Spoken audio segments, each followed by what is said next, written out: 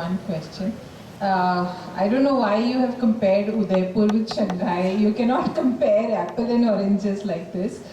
There are several strengths in Indian community which cannot be compared with others. At the same time, there are so many other things, infrastructure, facilities, and a lot of other things in the other places. Yeah, and the question is, what is age in place? You have used this in your presentation. What is age in place? Age in place. Yeah, you have used this word in your presentation. I would start with why I have chosen Shanghai and Udaipur. The reason behind choosing Shanghai was that China and India both have taken various measures to cut down their population growth. Shanghai has done it effectively. We all know about one-child policy, and which has led to the demographic transition in Shanghai. Now, coming to India, so we took a case study of India, and we found Udaipur has been a part of World Health Organization pilot project of age-friendly cities. The other thing, age in place is right. What we want to say about age in place is the elderly should get means we should use them as a resource. Not we should not means once they are done, and we should not forget them. And this has been a change. There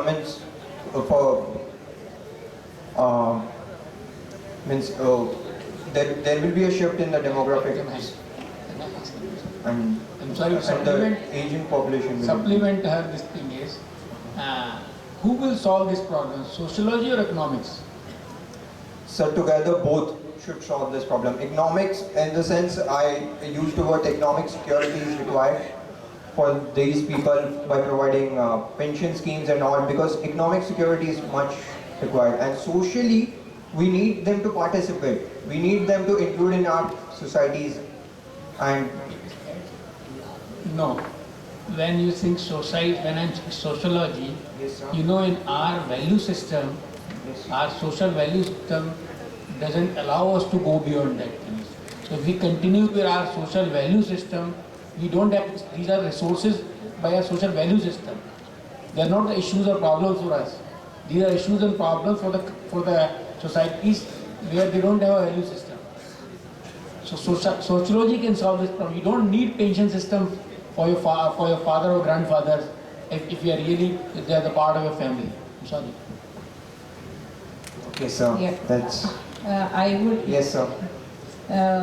Yeah, I will just say, tell you about age in place. Age in place is actually a movement. It is not just a term. It is a very big movement started in United States some 10 years before, which includes all the facilities, policies and everything, so that people, those who are aging, they can age in their respective neighborhoods and in their respective community. They need not to come out of the community and stay in old age homes to age in a dignified manner. So this is what is this is a very big movement in the United States.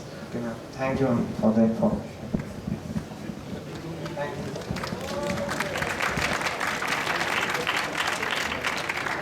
I request college number 6 to please take the stage.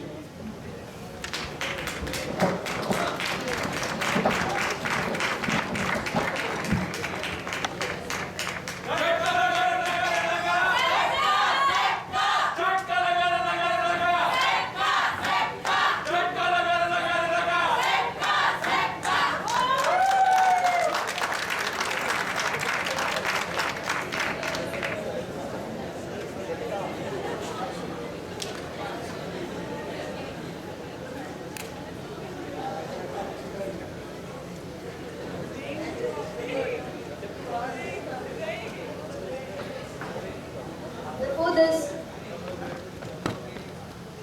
first slide.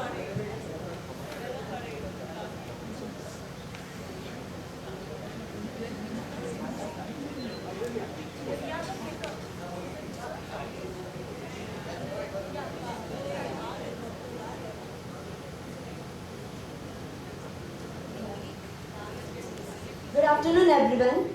Myself Urvi and Shri Ananya from SET University, we are going to present about gender which is mainly largely neglected, and mainly we are concentrating on Indian Penal Code section 377.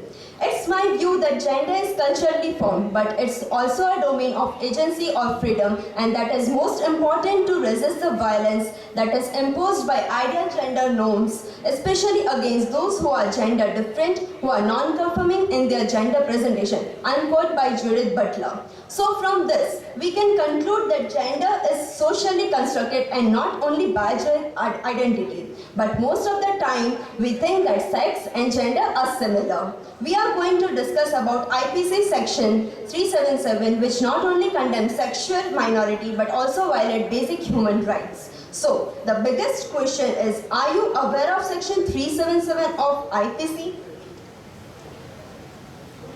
Whoever voluntarily has carnal intercourse against the order of nature with man, woman or animal shall be punished with imprisonment for life or with imprisonment of either description for a term which may extend to 10 years and shall also be liable to fine. Before colonial period, homosexuality was accepted, but since its application as law in 1862, homosexuality it was criminalized in India. So what do you feel? Do you feel section 377 is violation of the fundamental right to life and liberty? Section 377 and right to equality. As you know that section 377 says you cannot choose your partner obviously if it is a same sex. So it generally violates the Article 14 which says about the protection of weaker section of society. Here homosexual people are weaker section or the minority, and we are not even bothered to protect the weaker section but violate their rights. Similarly, if you know about the Article 15 which generates the right against the discrimination which various grounds including sex, here the main question is whether the sex includes sexual orientation or not. Now the Article 21 which talks about the personal liberty and dignity, criminalizing of homosexuality to life and personal liberty, we must directly informing the fundamental rights to life and present liberty. Here we present a case study of Nepal and India. Nepal, a neighboring state of India, which decriminalized their homosexuality law, and they are the Blue Diamond Society, founded by Mr. Pant, which taking a place in the homosexuality, and they are supporting the homosexual. People from all over the places in the world come to Nepal to for a gay marriage, where India is criminalizing it. If Nepal, a small neighboring country, which is a population lesser than India, which Indian one state is more population than Nepal, can decriminalize homosexuality law, then it is us to look over that and think over the matter. We must not forget the planning which also boosts up economy, how this homophobia affects us. This is some of the statistics which World Bank have derived, and now so we can conclude anything well. Drawing a conclusion is not very easy for section 377, but one thing we would like to ask the society and all of you, that if it is legalized, can the society will accept it? No. So it's now time to think over it. Thank you.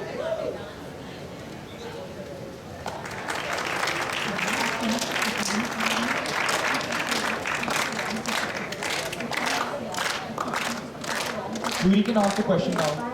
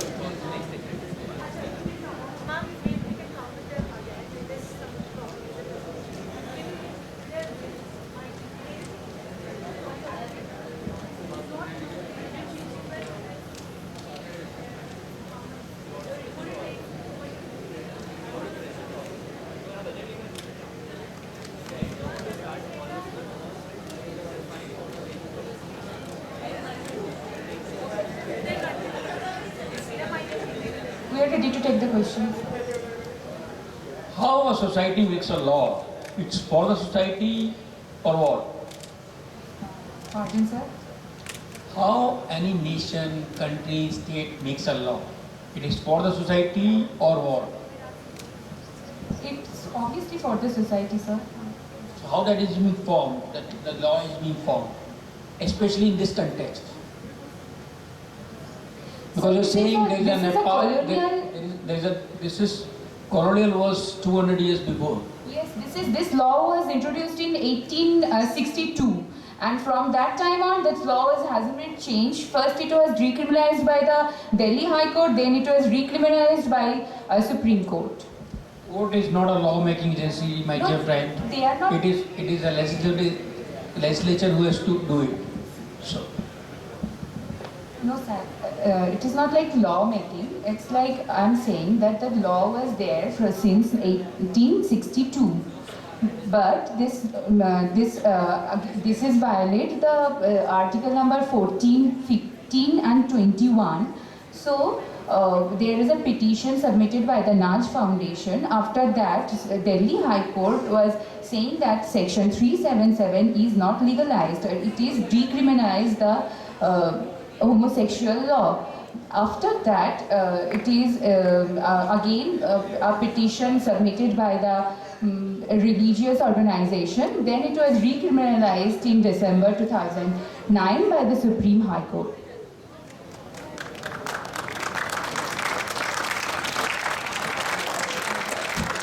I also have a question, and I don't have an answer for it, and also I would like to hear from you that are issues related with disabilities and elderly are comparable to the challenges of people, those who have issues like homosexuality or transgender. Obviously, if you are saying that the city planning for all, and how could we inclusive cities, how could we just discriminate or bias one section of the society?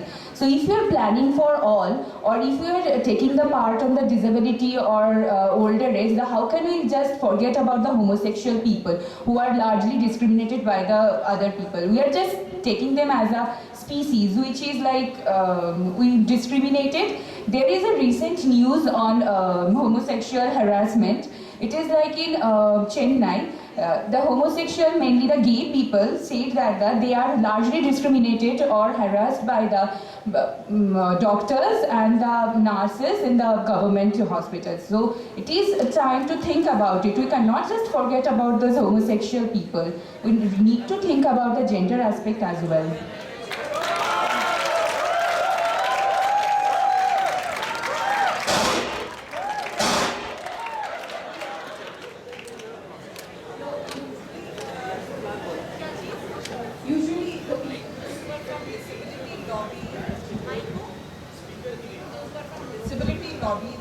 Usually argue that one is by choice and one is not by choice. So it is not a question, it is not comparable. So usually people, those who are elderly and those who deal with the issues of disability, they say that they argue that this is not by choice, and whereas homosexuality, transgender is by choice. Ma'am, we cannot just judge on the people's perception. Like, if someone No cross questioning and answer, please. The time is over. I just commented on. Thank you. Okay.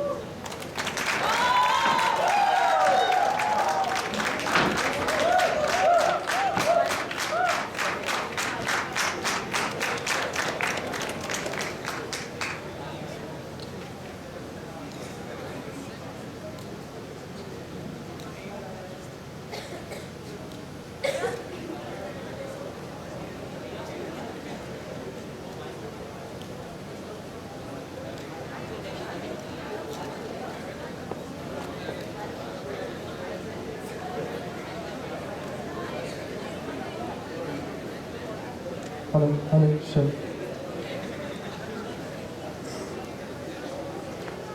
I request college number 7 to take the stage.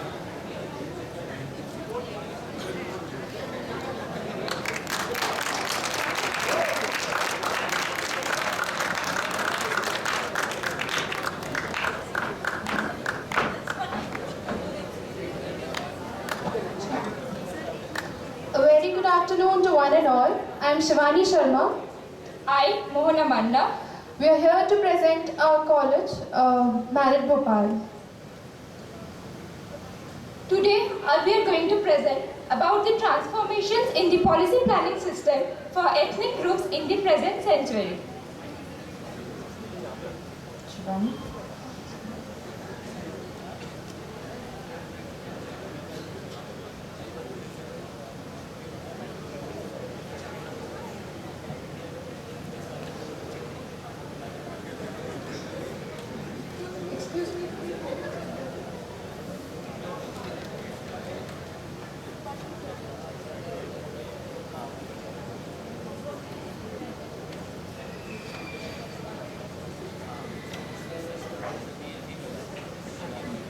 So, why ethnicity? Why did we choose this topic? Today, no country is homogeneous in terms of race, religion, language, script, customs, ideas, and ways of life.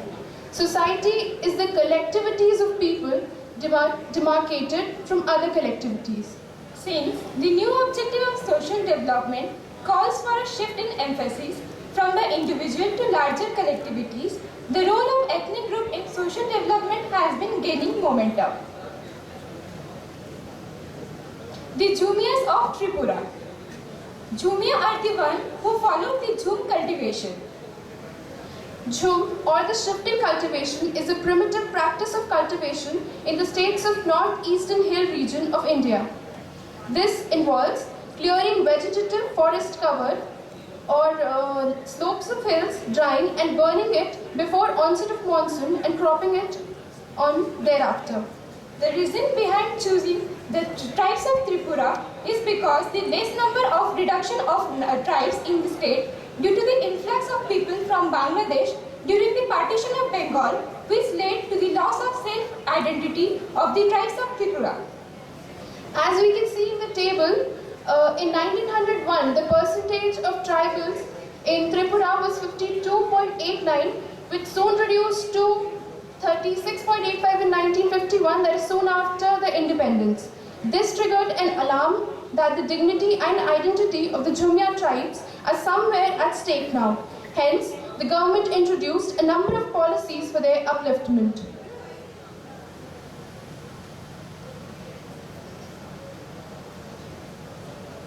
Our next case study is about the Chiang Mai tribes of Thailand. Northern Thailand is home to interesting and colorful ethnic minorities. They are spread on hills, Karen, Lahu, Lizu, etc. and these are known as the Chiang Mai hill tribes. Since both the Jhumia and the Chiang Mai hill tribes are culturally rich and highly contribute to the economy of their respective countries, so we choose hill tribes and Jhumia tribes for comparison.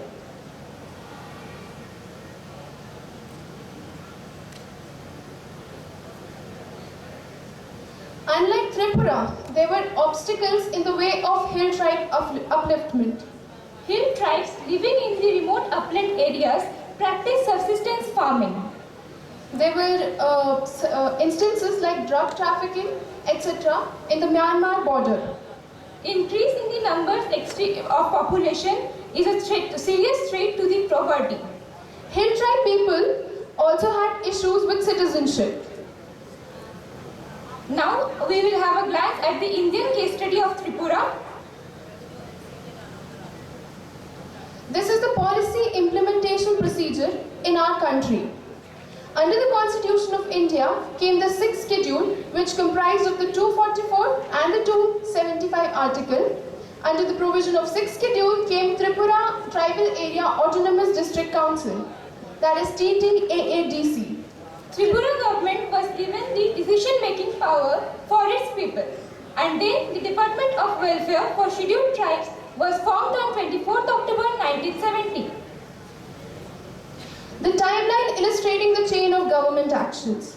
Tribal Advisory Committee, that is TAC, was constituted in Tripura on the 28th March 1956. A special strategy was adopted during the 5th five-year plan, that is 1975 to 79. This strategy was called the Tribal Sub-Plan. The 25-point Tribal Development Package was aimed to accelerate development in education, health, infrastructure, economic upliftment, and tribal arts and culture. The 20-point program, that is TPP 2006, is a package of social sectoral schemes which focused on poverty, employment, education, housing, health, agriculture, afforestation, etc. Under the 37-point tribal development package, namely HIMSWINE, with the years 2003 to 2004 as the time frame for its implementation, special stress has been laid on agriculture, horticulture, road transport, electricity, drinking water and self-employment schemes. Now we'll tell you about a success story, that is the Jumia Rehabilitation Program.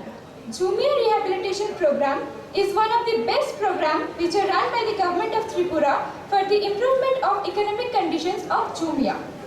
This was introduced in Dhalai district, which is one of the most backward district in Tripura. Now we can see, along with the rehabilitation program, the government had provisions for rubber plantation, which was quite helpful for the people there. Due to the high demand of rubber in the market, the status of these people changed, their socio-economic development was noticed, and even the deforestation due to the jhum cultivation was reduced. Now, we will have a look on the comparative case study of Thailand.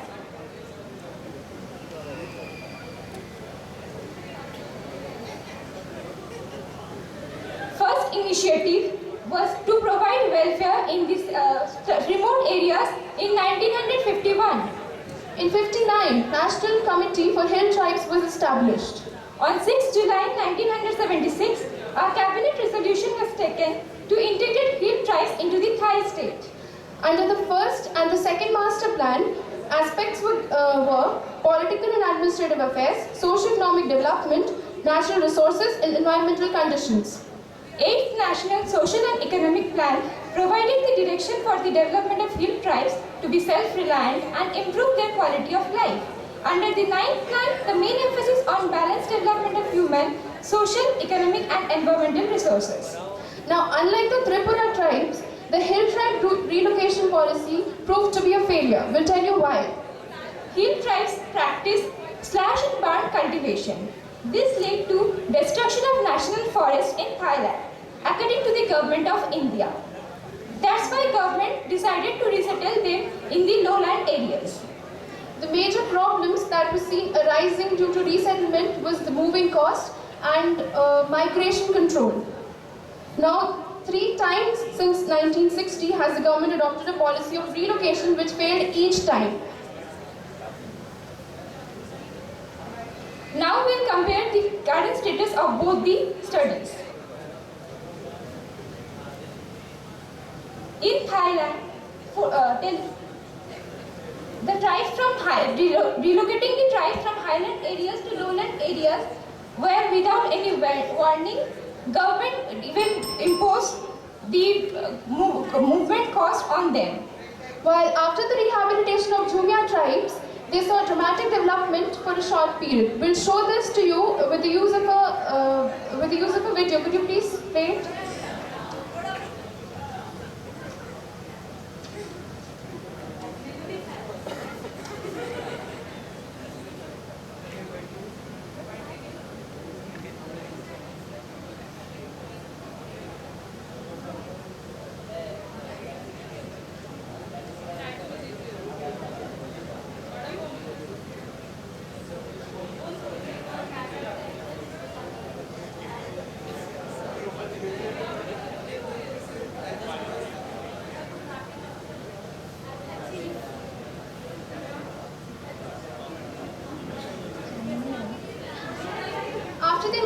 Of Tripura in the 6th schedule. Many of the tribal people who were earlier into jhum cultivation have become settled farmers under the Tribal Jumia Rehabilitation Scheme and Integrated Tribal Development Project. Many of them have taken up rubber cultivation. Many of the villagers have taken up piggery and poultry farming to earn additional income. Classroom in the village that once used to be empty have full attendance now. Under 25-point and 37-point package program, infrastructure have been upgraded. Students are now provided with books and stationery.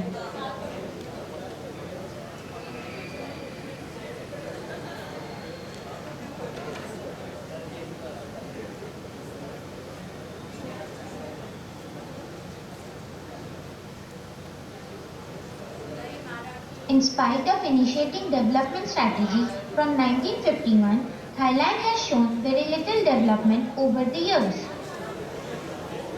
We can see the consumption of opium and cigarette by the small children. On concluding, we would like to say that we all know if an ethnic group is not given an equal importance as other citizens, it is not a matter of surprise for them to get involved in ill practices to earn a living. And that's we have seen in the case of Thailand.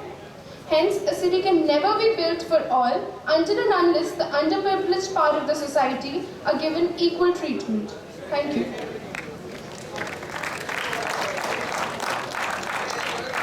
The jury will now ask their question.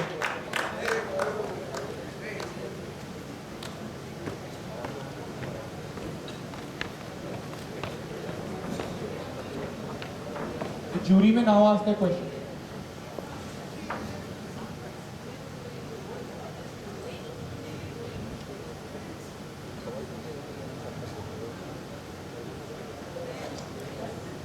It's good to see an example where you are comparing Indian condition with a foreign condition and assessing Indian as higher than. So this is for the first time in the entire day that we are seeing a good Indian example. Ma'am, actually, if we could complete the slides, we have given an example that the Indian practice is a good practice and it could be used as an ideal condition for the other tribes of the India as well as the Thailand tribes as well.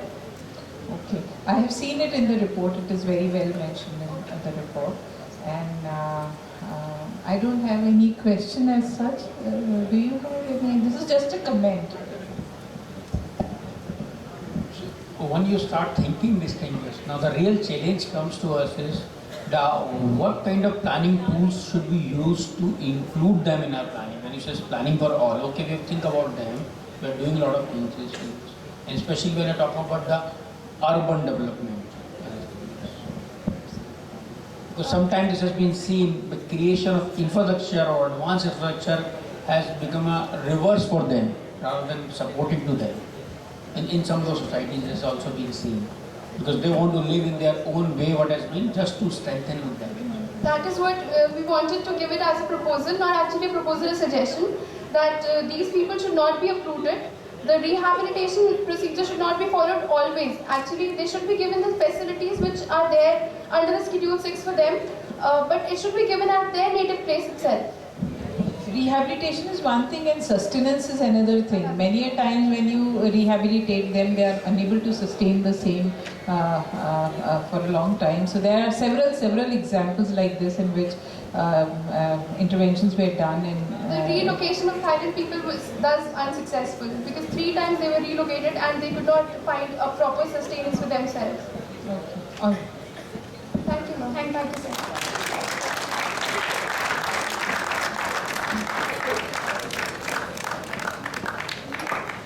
I would request college number 8 to take the stage, please. And there is an announcement. This is to remind that there will be the evaluation of the panel presentation after the stage presentation. Whoever is concerned with the panel presentation is requested to reach the exhibition area in about an hour.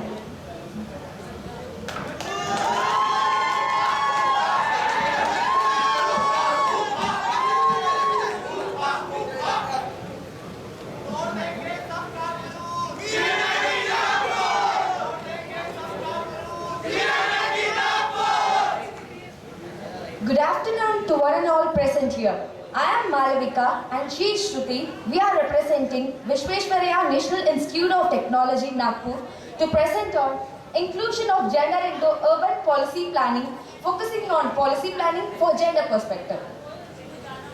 In this presentation, we will be discussing on the introduction part, need for gender planning, overview of Indian history for gender planning, selection of case studies, which is Iceland and India for comparative study, the policy implementations in Iceland, the scenario of transgender in the present society, and the conclusion.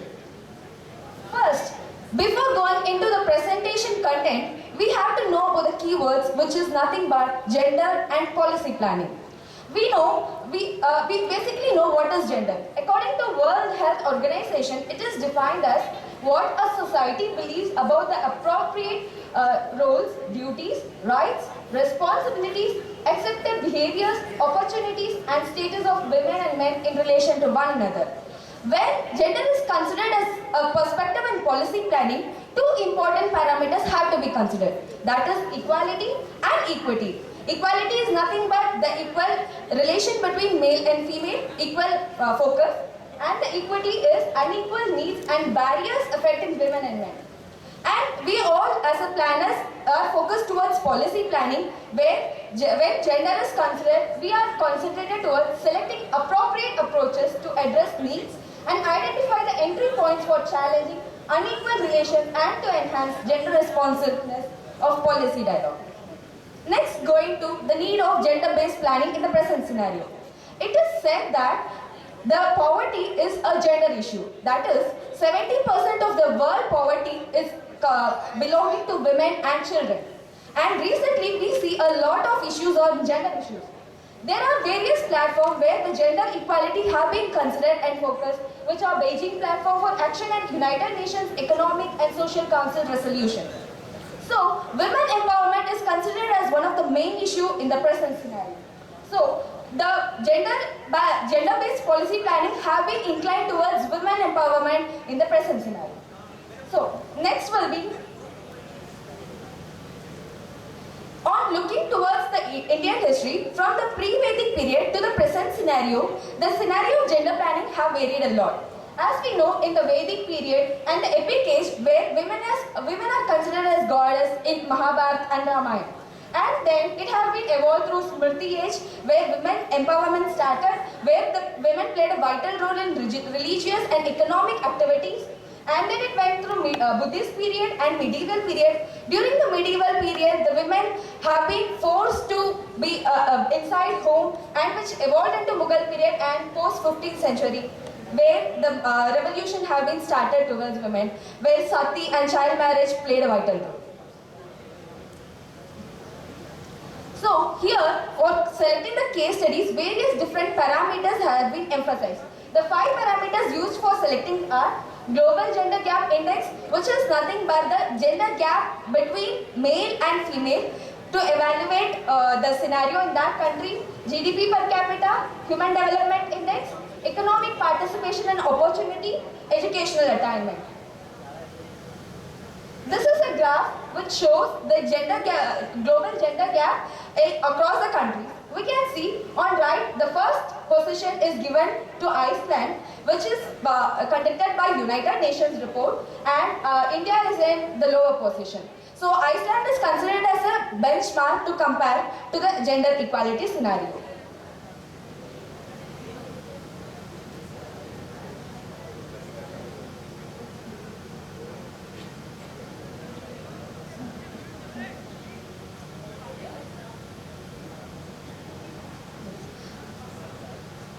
So Iceland, as we know, Iceland is a country from Europe. It's located in northern Europe. It's an island between the Greenland Sea and the North Atlantic Ocean. On looking into its population and sex ratio, the population pyramid of Iceland is given here. We can see the male and female ratio is almost equal. It is around 50% in Iceland. This is during the year of 2014. And this is the sex ratio. The bottom color mark shows that male are 50.2% while female are 49.3%. This is almost equal. This is due to the various initiatives which were adopted. In 1995, the first Cook Islands initiative, that is National Policy on Women, was adopted, which concentrated on women empowerment. They basically concentrated on making women to participate in decision-making activities, policies, and mainly on climate change adaptation and disaster risk reduction, health issues, and elimination of violence against women. Next will be continued by Shruti. In Iceland, since a city's case study has to be has to be taken. City of Reykjavik, Iceland has been taken, and during the study, the best practices from the city has been identified and taken. The best policies are regarding combat gender stereotypes. First, let us know what is the stereotypes in women. In women, the caring nature, the skill and experience at household-related works, the greater manual dexterity, lesser physical strength. These all relate to the opportunities coming to men or whatever. Next is the gender assessment and gender mainstreaming. This is also one of the important policy which has been taken there, parameter for study which has been taken, and also multiple discrimination or disadvantage, and role as an employer, wage analysis, reconciliation of work and family life, gender-based harassment and sexual harassment. Here, role of an employer as a woman in Iceland has been studied and compared with India, but the situations there are different when compared to here. Here, role as wage analysis has been done there, similar to India, but the reconciliation of work and family life, which is very important, is here. In India, there has to be the women and men has to be getting chance for seeing the children or family members, or the way they behave or how they are and their discipline. This relates to how a society further has to be, and the protection of women and further. And gender-based harassment.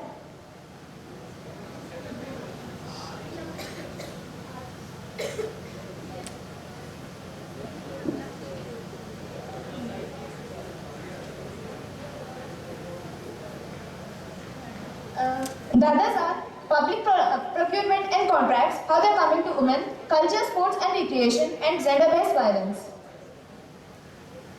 In Indian scenario, the sex ratio has been studied. It has been increasing, but it is a very gradual change as compared to others. This is the general statistics which has been taken. This is the literacy rate of India in 2011, that is 74.04, male literacy and female literacy. Why is it exactly needed for the study is, here the literacy rate means to understand how the society is going on, to understand a situation, and also the role of female to male, the primary enrollment, secondary enrollment or tertiary enrollment are very high. But still, the female, even having the higher education, how many are actually employable and how many are actually doing the job or able to do the job is also important. According to the latest WHO data published in April 2011, life expectancy in India has been, male has been 63.8 and female has been 67.3. Here we can observe women has the highest expectancy rate. That's because the gender stereotype that has been, that is a positive stereotype of women here. Here is the comparative analysis between Iceland and India, wherein we have the gender gap index has been seen. Here, India has a very less ratio increase, but Iceland has a very high one.